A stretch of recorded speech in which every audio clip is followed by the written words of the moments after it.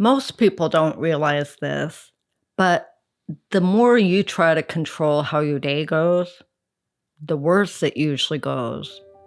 You can feel it when you're trying too hard to make something go a certain way, and somehow that's exactly what it doesn't.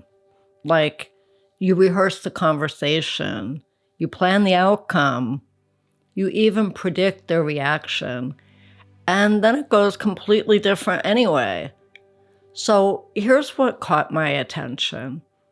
Actress Jennifer Love Hewitt was on Mayim Bialik's podcast, and she said something that sounds almost too simple. Every morning before her feet hit the floor, she sets one intention. That's it. No buildup, no system, not a routine, not a checklist, not something that takes effort, just one thought.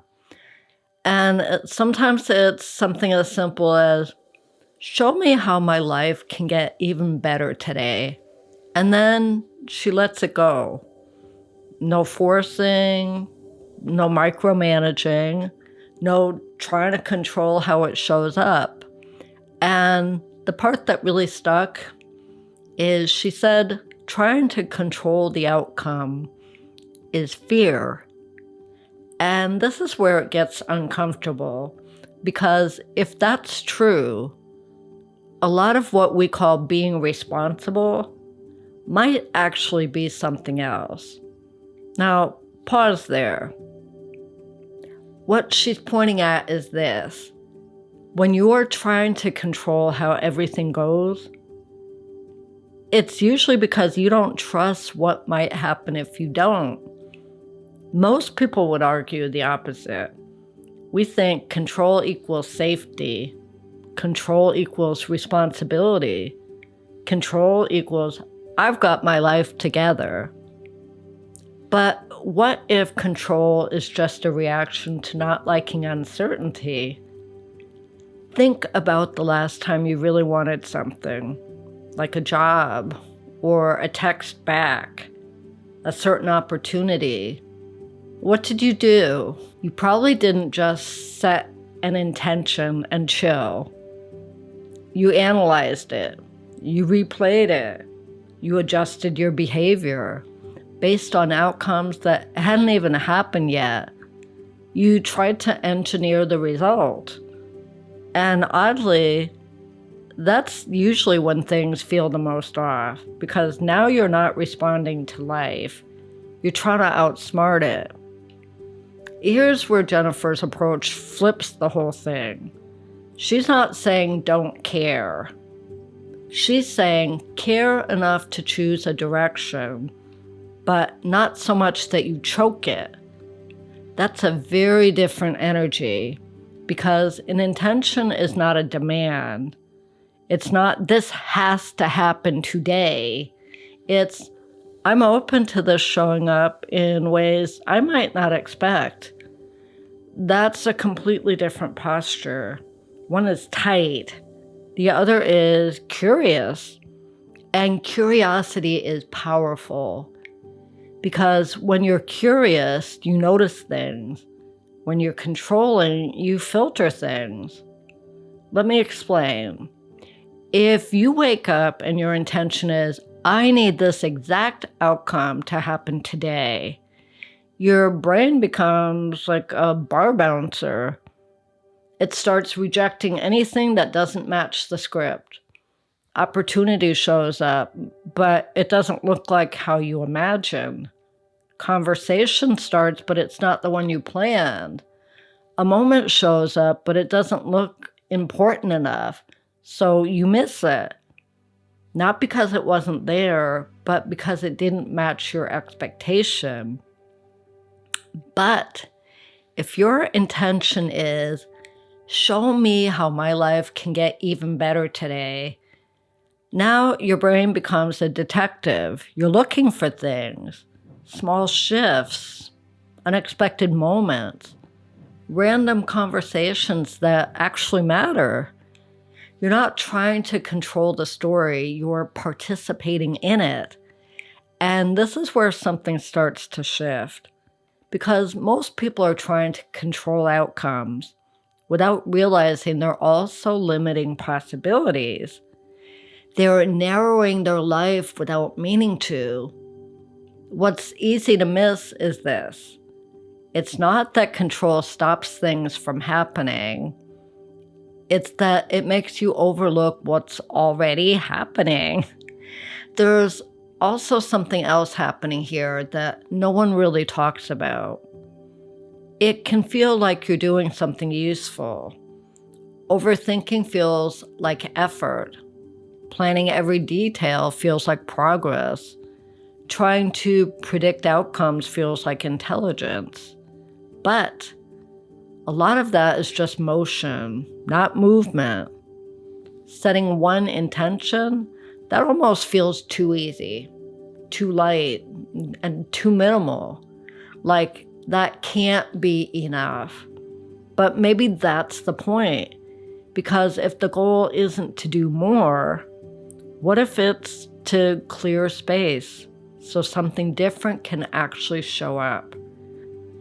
Think about how you usually start your day. You start with the phone, with notifications, with emails, with scrolling. Before your brain even has a chance to breathe, it's already reacting. It's already behind, already pulled into someone else's priorities. Now, imagine this instead. Before anything touches you, you decide the tone. So just one sentence, something simple like, let something good unfold today, or let me notice something good today. That's it. Not trying to control the day, but to frame it. That's a very different kind of power. It's subtle, but it builds. Because here's what starts happening over time. You begin to trust that things can unfold without you forcing them. You start noticing that not everything needs your interference. You realize that some of your best moments weren't planned anyway. And slowly, control starts to feel less necessary. Not because you don't care, but because you've seen what happens when you loosen your grip. Now, let's talk about the uncomfortable part, because this sounds good until life gets uncertain.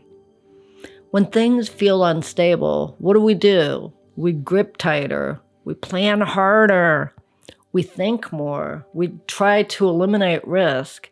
That's human. So when Jennifer says trying to control is fear, she's not judging it. She's identifying it. She's saying, hey, notice what's actually driving that behavior. Because once you see it, you get a choice. You can still plan, you can still take action, but you don't have to attach your sense of control to the outcome. And that's the shift. Because intention without control is not passive. It's actually very active. You're still showing up, you're still engaging, you're still moving forward. You're just not trying to dictate every detail of how it unfolds. And ironically, that's usually when things start working better.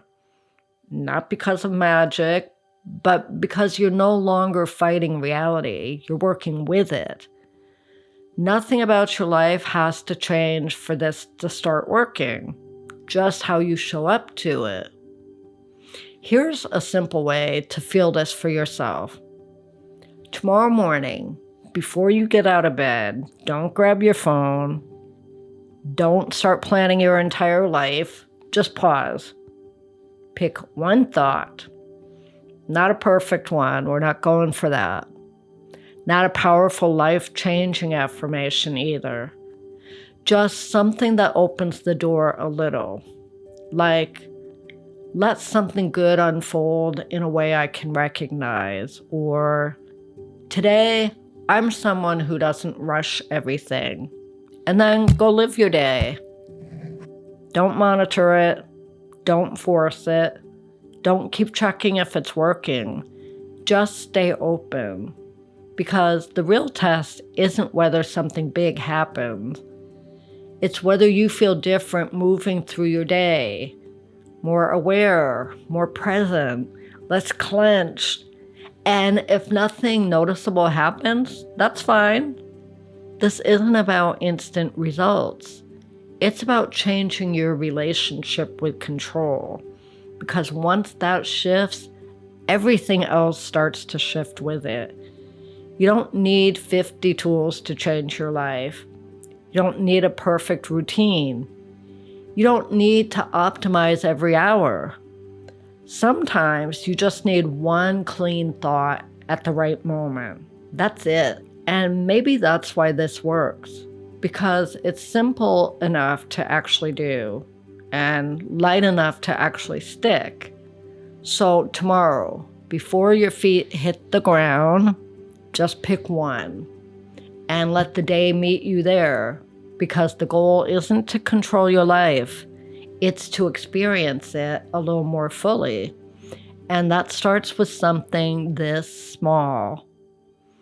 If you're watching and you need some one-on-one conversation with me where we can flesh out what you're dealing with, join my school community. The link is in the description. And please, share this video with someone who's been having the same conversation with themselves. I'll see you in the next one.